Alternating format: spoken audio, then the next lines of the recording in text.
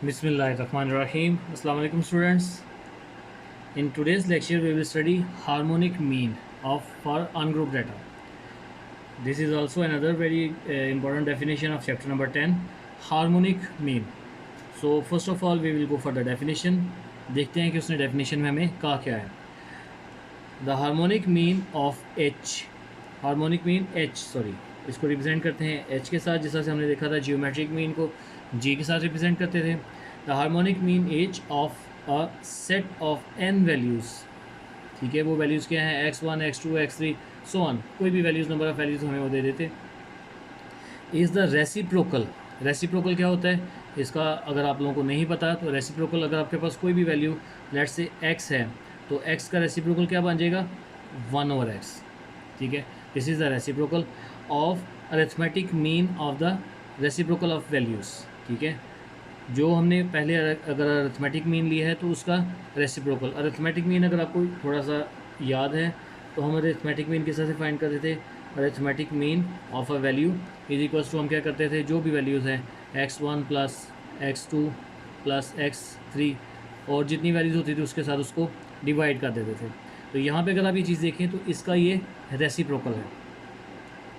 ठीक है, ये वैल्यूज़, ये फार्मूला है इसका, h is equals to n over 1/x plus 1/x2 plus 1/x so on till 1/xn. इसका फार्मूला यहाँ पे इसने क्या दिया हुआ है, सिग्मा.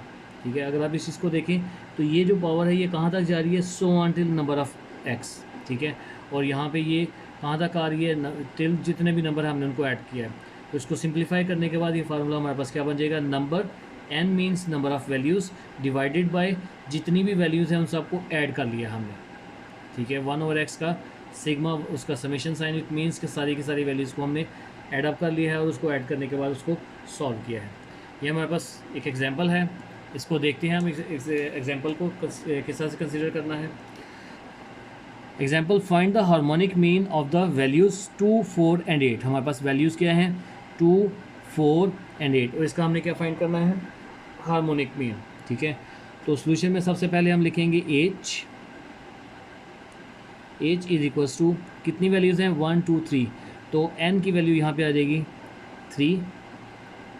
उसके बाद फर्स्ट वैल्यू है 1/, फर्स्ट वैल्यू है 2 तो उसको हम क्या बना लेंगे 1/2 प्लस 1/4 और लास्ट वैल्यू हमारे पास है 1/8. इस तरह से हमने सारी की सारी वैल्यूज़ का रेसिप्रोकल ले लिया और उसको उल्ट करके हमारे पास n का भी रेसिप्रोकल आ गया. अब इसको हमने आगे सॉल्व करना है तो बिल्कुल हमारा जो बेसिक मेथड है उसके मुताबिक ही हम इसको सॉल्व करेंगे. इन सब का एलसीएम लेंगे. तो अगर आप देखें 2, 4 और 8 का एलसीएम 8 ही आना चाहिए. 2 1 ज़ा 2, 2 2 ज़ा 4, 2 4 ज़ा 8, 2 1 ज़ा 2, 2 2 ज़ा 4 और हमारे पास 8 इसका एलसीएम आ गया. अब हम नेक्स्ट स्टेप में क्या करेंगे, 2 4 ज़ा 8 और यहाँ पे इसके साथ 4 से मल्टीप्लाई कर देंगे. 4 2 ज़ा 8 मल्टीप्लाई बाई 2 और 8 1 ज़ा 8 मल्टीप्लाई बाई 1. हमारे पास वैल्यूज़ क्या आ जाएंगी, हमारे पास यहाँ पे आएगी 4 + 2 + 1. These will be the values for us. और ओवर में थर्ड वैल्यू हमारे पास 3 एज इट इज़ रहेगी. अब नेक्स्ट स्टेप में अगर आप देखें तो ये क्या आ जाएगा 3/7/8. ये हमारे पास इसका नेक्स्ट स्टेप में वैल्यू आ जाएगी. अब हम ये देखेंगे कि ये वाली वैल्यू जो थर्ड डिग्री की वैल्यू है ये ऊपर चली जाएगी. ठीक है, ये ऊपर जाके 3 के साथ मल्टीप्लाई हो जाएगी और अब हमारे पास वैल्यू क्या आएगी, is equals to 3 × 8 divided by 7. ये हमारे पास वैल्यू आ जाएगी.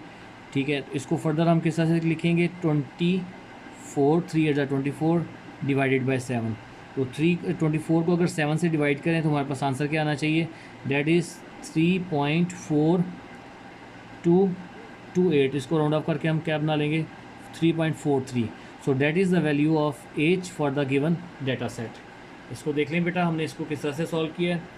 बेसिकली उसने क्या किया, ये अगर हम देखें कि जो आपके पास हार्मोनिक मीन है ये अरिथमेटिक मीन का रेसिप्रोकल है, ओवरऑल रेसिप्रोकल है.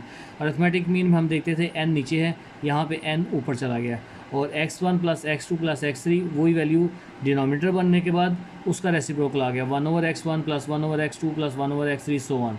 हमने इसको सॉल्व किया, इन सारी की सारी वैल्यूज़ को सॉल्व करने के बाद इसका ने एलसीएम ले लिया, एलसीएम लेने के बाद स्टेप बाय स्टेप इसको सॉल्व किया और ये हमारे पास इसका आंसर आ गया। ठीक है बेटा, एज़ यूजुअल आपने क्या करना है, आज के लेक्चर की भी इसको अच्छी तरह से इसकी प्रैक्टिस करनी है और इसके बाद इसको नीट कॉपी पे अपने मैथ के नीट रजिस्टर पे इसको लिखना है। अल्लाह हाफिज़ बेटा।